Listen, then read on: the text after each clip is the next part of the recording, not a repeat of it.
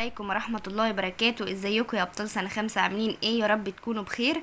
النهاردة بإذن الله هناخد بقية الدرس الرابع، هنكملوه. هناخد كمان الدرس الخامس، هو درس صغير جدا، وده يبقى اخر درس في المفهوم الاول في الوحدة الاولى.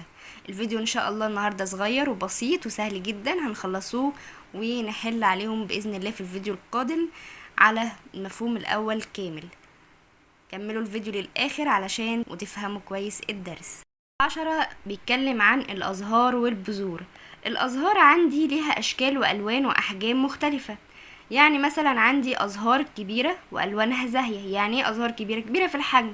ويعني ايه ألوانها زاهية؟ يعني ألوانها بارزة جدا، زي اللون الأحمر، زي اللون مثلا الأزرق الغامق، زي اللون الأخضر الغامق، وهكذا. طيب في عندي كمان نوع تاني، أزهار صغيرة. دي بتبقى صعب ان احنا نلاحظها، يعني صعب ان احنا نشوفها في الشارع مثلا او في النبات عامة او في الاماكن اللي هي الكبيرة، صعب انك تلاحظها او تشوفها. في تالت نوع بقى اللي هو الازهار اللي الوانها ليست زاهية، يعني الوانها مش غامقة او مش بتبقى ظاهرة قوي، لانه الوانها بتبقى فاتحة قوي او ما بتبقاش باينة. دي ازهار برضو او نوع تالت من الازهار. يبقى احنا عندنا 3 انواع من الازهار: الازهار الكبيرة، الازهار الصغيرة، والازهار اللي الوانها ليست زاهية. هتقولي طب ما هي الازهار اللي هي الوانها ليست زاهية دي كبيرة ولا صغيرة؟ هقولك عادي، ممكن تكون كبيرة وممكن تكون صغيرة. تعتبر الازهار من الاجزاء الحيوية والمهمة. انتي قلتيلي قبل كده انه اجزاء النبات 3: الساق والجذور والاوراق. طيب هل الازهار كمان من الاجزاء بتاعه النبات؟ هقولك بس هي من الاجزاء الغير اساسيه. ليه؟ لانه ممكن تلاقي نبات فيه ازهار وممكن تلاقي نبات تاني مفهوش ازهار. طيب ليه قلت عليه مهم؟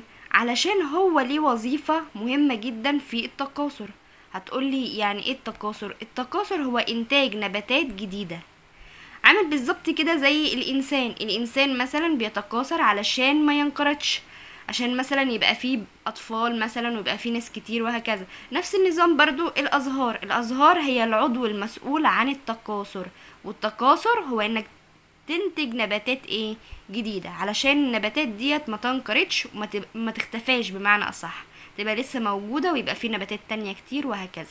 كده خلصنا الازهار. هنتكلم دلوقتي عن البذور. ايه هي البذور بقى ديت؟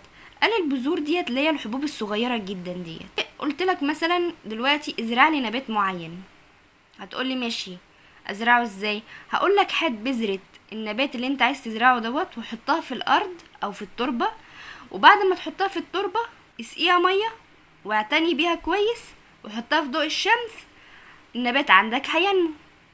يعني معنى كده ان البذور هي الاجزاء بتاعت النبات اللي بتنمو الى نبات جديد.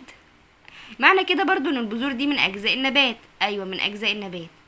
طيب هي ديت اللي بتنتج لي النبات الجديد اذا توافرت عوامل الماء والهواء ودرجة الحرارة المناسبة. زي ما احنا لسه متكلمين، لازم يبقى فيه هواء، لازم يبقى فيه مية لانك تسقيها كل يوم، ولازم يبقى فيه درجة حرارة مناسبة اللي هو ضوء الشمس. تقوم الازهار بانتاج البذور التي ينمو منها النباتات الجديدة. الازهار هي اللي بتنتج لي البذور ديت التي ينمو منها النباتات الجديدة. علشان كده قلنا ان الازهار هي عضو المسؤول عن التكاثر، هي اللي بتنتج لي البذور، والبذور هي اللي بتنمو للنبات الجديد. وبالتالي يبقى كده الازهار والبذور عملوا زي عملية كده علشان يبقى في عندي نباتات جديدة كتير. خد دلوقتي امثلة البذور.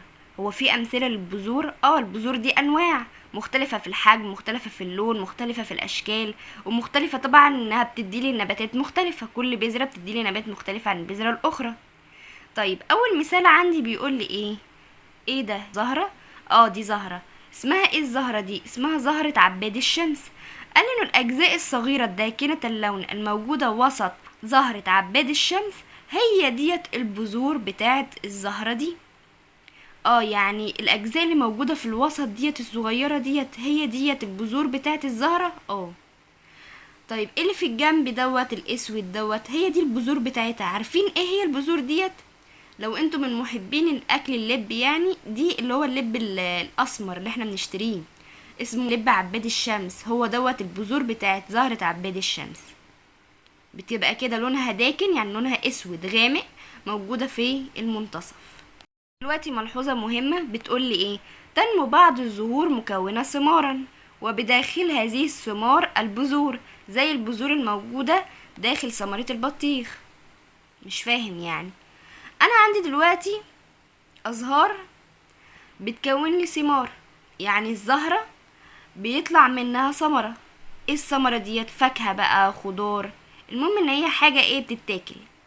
وبداخل هذه الثمار بيبقى جواها البذور، يعني الزهرة مش بتديني البذرة بس على طول، لا دي بتديني الثمرة الاول، وبعد كده من الثمرة دي اقدر اخد منها البذور، زي البذور اللي احنا بنشوفوها في البطيخ. اي اللي هي البذور اللي هي السودة دي، اللي هو اللب برضو ايه اللي هو الاسود بتاع البطيخ، دي برضو البذور اللي موجودة داخل ثمرة البطيخ. طيب والثمرة دي اللي الازهار بتكونها لي، اللي هي بيبقى في داخلها البذور. استنتجت ايه بقى من الكلام اللي احنا اخدناه دلوقتي؟ استنتجت انه الازهار هي عضو التكاثر في النباتات. ليه؟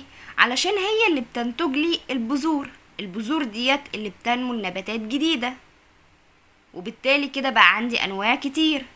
طيب هل ممكن الازهار تنتج لي البذور كده على طول؟ لا، ممكن تنتج لي الاول الثمره. ايه الثمره ديت؟ فاكهه، خضار، ايا كان بقى، المهم ان هي حاجه بتتاكل. طب ما هي كده نتجتش البذور، كده انا ما عنديش بذور. ما هي نتجت الثمره، والثمره دي هيبقى في داخلها مين؟ البذور. يعني هي كده كده برضو نتجت البذور، بس من خلال مين؟ الثمره. يعني بدل ما الزهرة تنتج على طول البذور، نتجت لي الأول الثمرة، بعد كده نتجت مين؟ البذور. وممكن تنتج البذور على طول زي ما أخدنا في عباد الشمس. ناخد بقى دلوقتي الدرس الخامس، نشاط 11، البحث العلمي، انتشار البذور. احنا قلنا قبل كده في الفيديوهات اللي فاتت، أول ما يقولي البحث العلمي يعني تجارب هنعملوها، أو حاجات بتحصل في الطبيعة بتثبت لي ازاي البذور دي بتنتشر. طيب يعني ايه انتشار البذور بقى؟ قال لي هو انتقال البذور من مكان لآخر.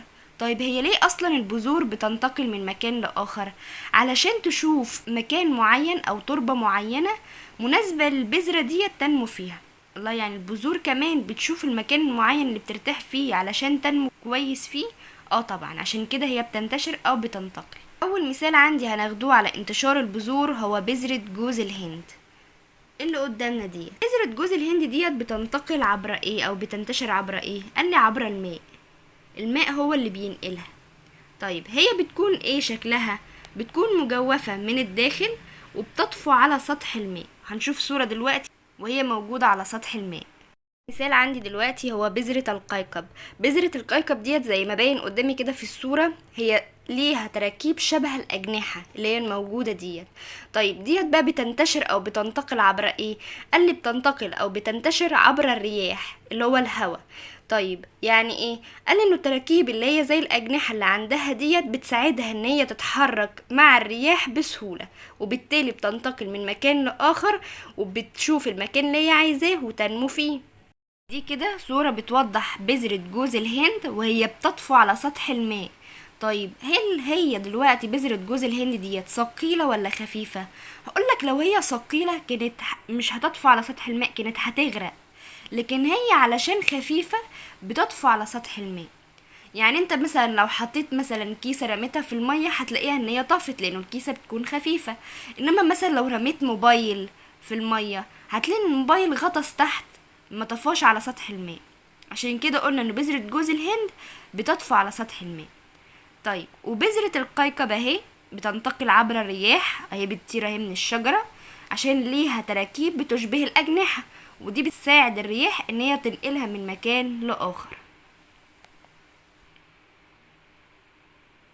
مثال عندي بقى هو بذرة الطماطم. بذور الطماطم هنا، الطماطم هتقولي ده خضار صح؟ يعني معنى كده ان هو ثمرة. هو ثمرة بداخلها بذور زي البطيخ زي التفاح، كل ديت ثمار بداخلها بذور. طيب بتنتقل عبر ايه بقى البذور بتاعت الطماطم ديت؟ قال لي طالما هي ثمرة يبقى اكيد الانسان والحيوان هياكلوها، يبقى هي بتنتقل عبر الكائنات الحية اللي هو الانسان والحيوان. هما بياكلوا الثمرة ديت وبينشروا البذور من خلالهم، وزي ما بينشروا كده البذور بتاعت التفاح، وبذور برضو مين؟ البطيخ وغيرهم. بياكلوا الثمرة ويسيبوا البذور بتاعتهم هم ينشروها او يحطوها في اي مكان ويزرعوا. كده بذور الطماطم اللي انا بقصدها في الثمرة. عندي بقى هو بذرة الاركتيون.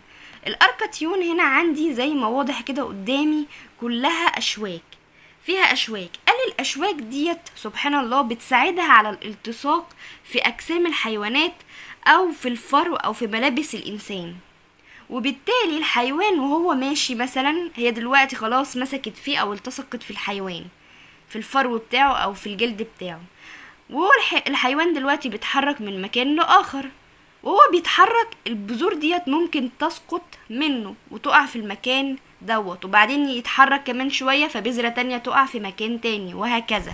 يبقى هو هنا دلوقتي البذرة بتاعت الاركتيون ديت اتنقلت من مكان لآخر عبر مين؟